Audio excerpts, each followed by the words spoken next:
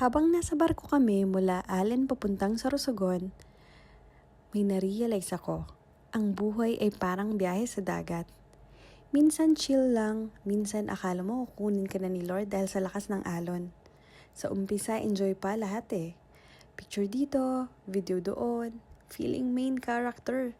Pero nung umalon na, biglang tahimik lahat. Yung iba nakapikit na parang may emergency meeting kay Lord. Pero habang umaandar yung barko, naisip ko, ganito rin pala ang buhay. Minsan okay lahat. Tapos, biglang sunod-sunod ang problema.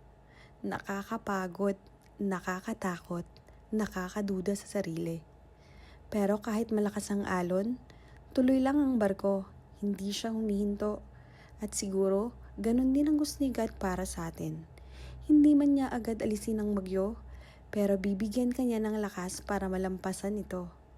Kaya kung napapagod ka ngayon, okay lang yan.